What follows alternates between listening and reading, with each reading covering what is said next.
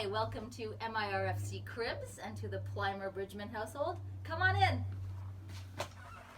So welcome to a regular Wednesday night at our household. Go. Yes, go, Gracie, go. Go, Abby, work. Come on, Jonah, good job. All right. What did we talk about when we carry the ball? How do we carry the ball, guys? Like this? What's that with? One hand or two hands? Two hands. Two hands. Let me see it again, please. Two hands. Ready, go. Excellent. 10 push-ups, please. 10 push-ups. Let's go. Quick. 10 push-ups. Fast. 1, 2. 3. Take a lap. Go. Follow, Jonah. Got to beat him. And water break. Good job. Well done. That was a good session. Got some good notes in the notepad, the trusty old notepad. So Jen and I will go over those later. But in the meantime, come on down to our basement.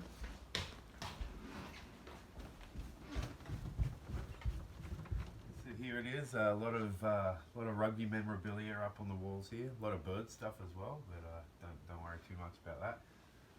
This one's probably the first one. This is a pretty important picture. This one over here. I started coaching the club in 2007, and this was when we beat Parko in first and second grade in the final in 2008. We hadn't beaten them in 4 games. They just had the wood over us, so it was super physical. Played 10-man rugby, but we finally got the win when it counted most. Dave Keane with hair, awesome. Acker in there. You got Nick Ward, who unfortunately missed out on that game, but he's still there with us. Got promoted. We lost in 2009 in the semi-finals, in the Prem semi-finals.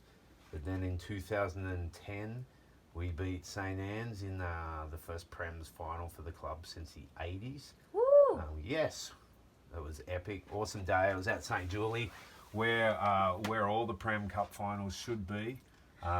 This is one of my favourite photos. Me and Gareth celebrating after the win. Just stoked for what had happened for the club, and you can just see in all the celebration here how much it meant to the club and how important it was. Following year, we did it again. This time against the Ottawa Irish. We had Eric Van Sickle come over from the Barbs. He was the key player as well. Nice hard guy to play with.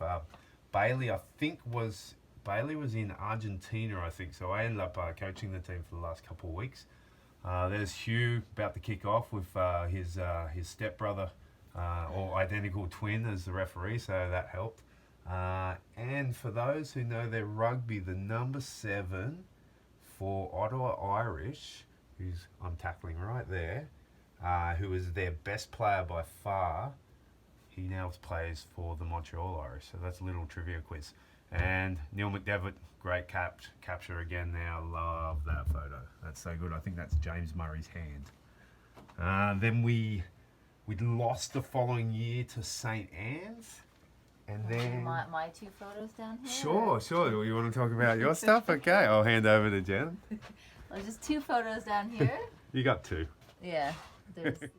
All right, so this is a semi-final at St. Julie.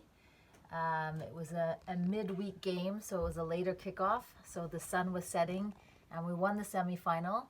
I'm not even sure what year it was, if it was 2005 or 2006, and I don't even remember who we were playing, but I do remember the feeling of winning that game, because it was a big, exciting moment for the club. We started off with having trouble fielding a team even, and then we made it to the Premier Division.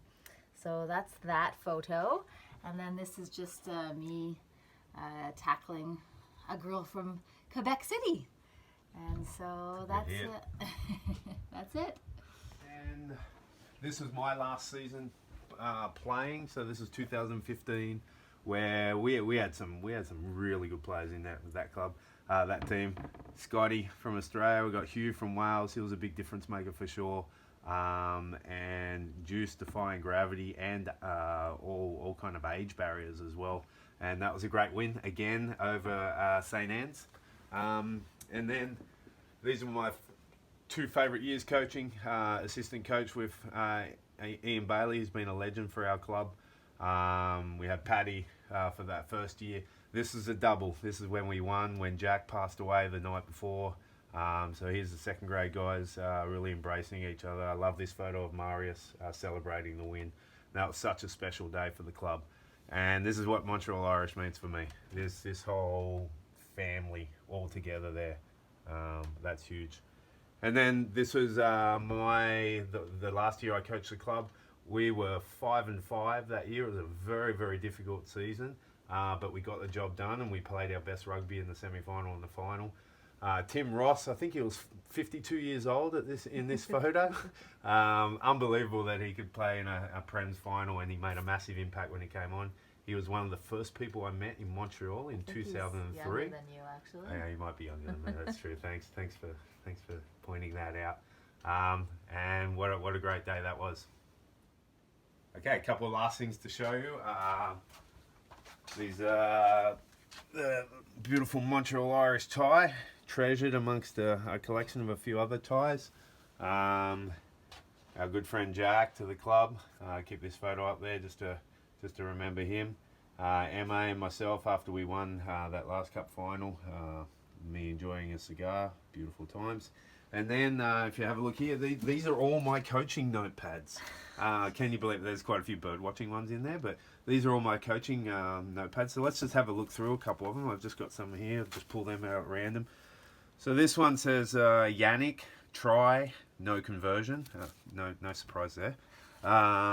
This one here, this is just got some the undertail patterns of a few warblers that I was trying to identify. And here's a player's player. After a game, every game I like to count which players think was the man of the match. You'll see the count here. Connor O'Hara actually beat Hugh Roberts in the count there. So good day for Connor. Hugh was probably thinking it's some kind of fix there, but that's how the cookie crumbles. All right, just to wrap things up, come on up. This is the last bit of the tour. So I had this made up for Jen and I's 10-year wedding anniversary. We met in 2003, and as you can see, we got married on the field at St. Julie. We both played with the club, and if it wasn't for the Montreal Irish, we would never have met. We wouldn't have gotten married. It was actually Jen's idea to get married at the field, so that's pretty awesome. And then these three little monkeys here walking to minis wouldn't be around, so the club's really special to us. So hoping everyone's doing really well during this time, and hang in there, and we'll be back at St. Julie sooner than later. All right, cheers guys.